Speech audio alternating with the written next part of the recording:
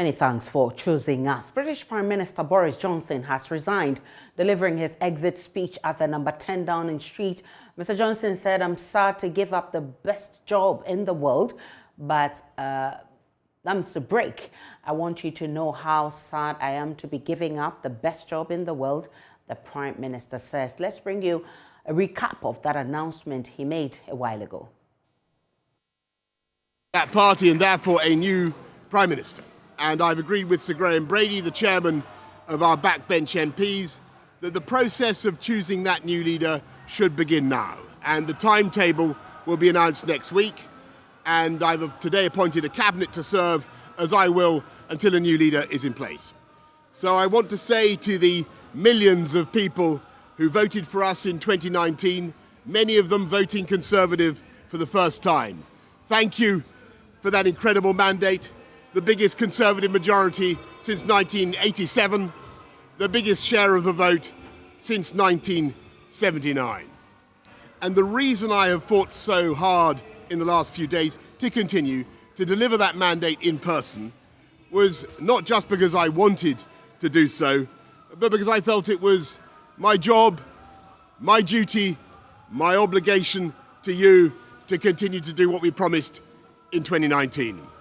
And of course, I'm immensely proud of the achievements of this government, from getting Brexit done to settling our relations with the continent for over half a century, reclaiming the power for this country to make its own laws in Parliament, getting us all through the pandemic, delivering the fastest vaccine rollout in Europe, the fastest exit from lockdown, and in the last few months, leading the West in standing up to Putin's aggression in Ukraine.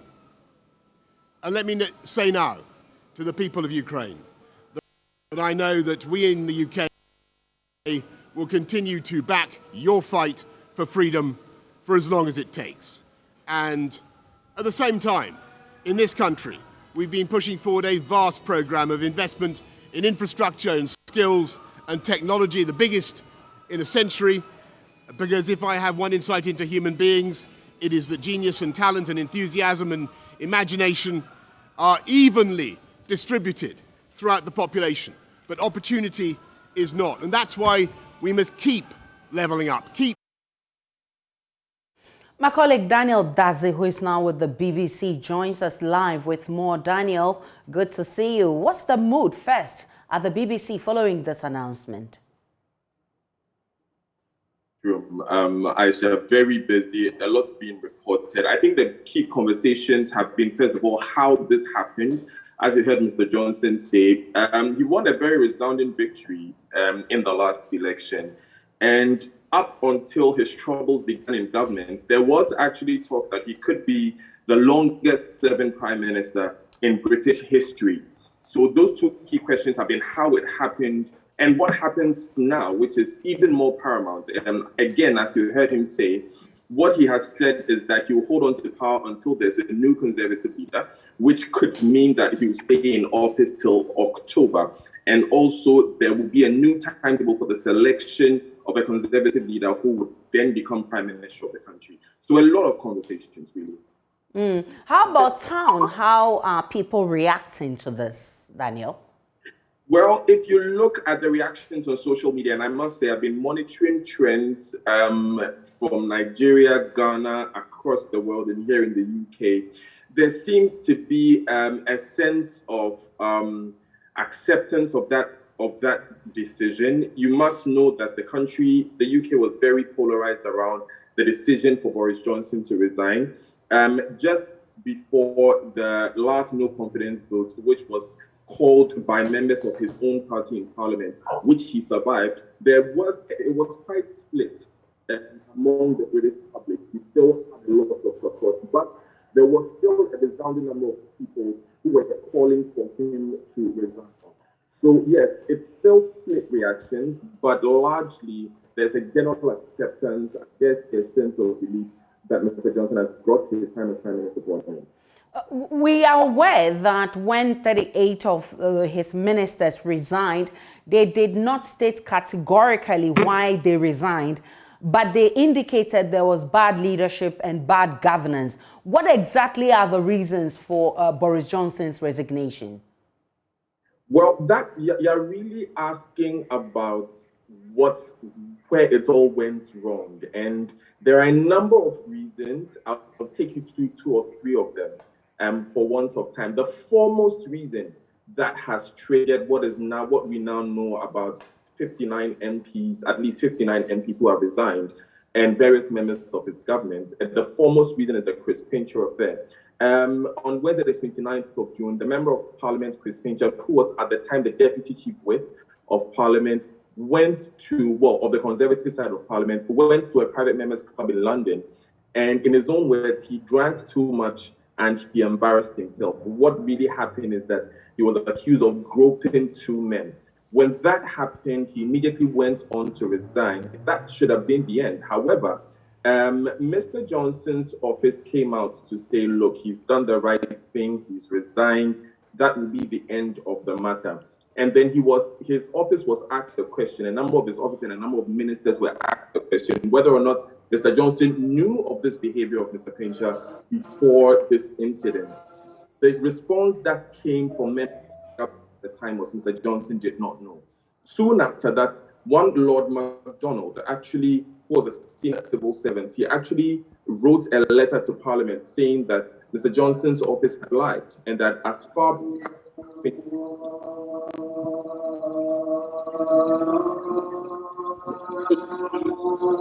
Daniel Bazi is my colleague who is now with the BBC. We'll try and get him back. Daniel, are you back? For the Chris Pincher affair, Boris Johnson's office initially said he did not know that he had these formal complaints against him. These specific allegations were made against him. Later, his office admitted that he did indeed know. That is what triggered the wave of resignations, which included his finance minister, his health minister, and a number of key members of his government. But even before that, remember I said earlier that he had faced a no confidence vote from within his party in Parliament. That was triggered by the famous lockdown parties, which we now call Partygate. It emerged that Mr. Johnson and a number of key members of his government attended parties during the lockdown era in 2020. There was an investigation by senior civil servant Sue Gray. What happened then was that 126 fines were charged of 83 people, which included Boris Johnson and his chancellor, or his finance minister, his chancellor of the Exchequer, or the finance minister, Rishi Sunak. Now, there's also been issues around cost of living, increase in taxes. They say that there was a general lack of focus or ideas with this government. In October 2021, there was also the Owen Patterson row. But these are the issues that brought us to this. So, Daniel, we're told that he's resigned as leader of his party and not as prime minister. What does that mean? So the way the system works here in the UK, when you go to the polls for an election, you don't directly elect a president or a prime minister. You elect your member of parliament. Okay. The party that has the majority in parliament then forms the government. That party often has a de facto leader that is selected by the members of that party, starting from the members of parliament and then to the wide party generally. So yes, he has resigned as leader of the party, but he's holding on to the position of prime minister until the Conservative Party selects a new leader who will then take over from him. That is why it is being said that now a similar thing was done by Theresa May when she was resigning for Boris Johnson to come in, and David Cameron as well. That is why it's being said that Mr. Johnson would possibly stay in power until October, which is when the Conservative Party has a conference, and by that time, by all means, the party will have a new leader. But we do not know how long that will take specifically until the timetable for the selection of new leader is put out next week. What are the names coming up as replacement for Boris Johnson? Very, very interesting names have been coming up, Aisha. The first name that I can tell you about would be the former cabinet minister, Jeremy Hunt. He stood against Boris Johnson in the last leadership election for the Conservative Party, Sajid Javid, who was his health minister, one of the people who resigned very recently.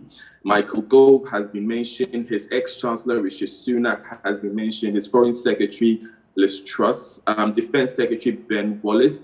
His new, when Rishi Sunak resigned, the new Chancellor of the Exchequer, the Finance Minister, was Nadeem Zahawi. Soon, 2 days after he became Chancellor of the Exchequer, he actually called on Mr. Johnson to resign. His name has also come up. We know that Suella Braverman, who is a Conservative backbencher, has already put up a name that she would want to run for the new Conservative leadership position. And so there are a number of names. It's going to be an interesting couple of months coming up as they go through the series of votes that finally end up with a new Conservative leader who will then become the Prime Minister. It will then be the prerogative of the Conservative leader to either call for a general election like Boris Johnson did when he became Prime Minister, or they will continue and finish the term and then go back to the British people for a mandate. My colleague Daniel Daze reporting from the BBC. So who are the likely persons to replace Boris Johnson? Let's take you through some of the possible candidates. And right there on your screen, there are a lot of names popping up. We'll share them with you and tell you their backgrounds. Earlier, Daniel mentioned his health minister, who also resigned as part of the 38 ministers who have resigned in Boris Johnson's government. So this is Nadeem Zahawi. He's the current chancellor, and he cemented his reputation as a safe pair of hands when he took on the role of vaccines minister in the pandemic and garnered much credit for the UK's successful rollout. It was, he said, the most important job I will ever do, unquote, although it set the stage for a promotion to the cabinet as education secretary.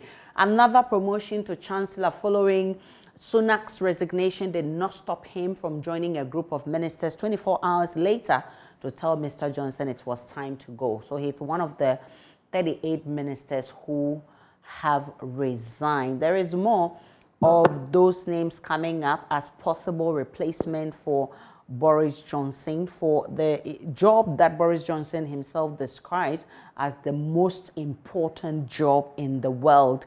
And he says he's very sad. He's very sad resigning from that position. Definitely, there were no reasons by these ministers who resigned, but they indicated that there was bad leadership, there was bad governance. Boris Johnson himself has corroborated to those issues, and he wishes the country well. In his statement, he assured the people that he was going to ensure that the fight for Ukraine to be a safe country will continue, though he is resigning as leader of his party. The next name on who the people who are possibly going to succeed or take the position of Boris Johnson, we have Suella Braverman. And even before it became clear that Boris Johnson would resign, Suella Braverman boldly declared her intention to stand as a candidate, but also remains in the cabinet as Attorney General, the government's senior law officer.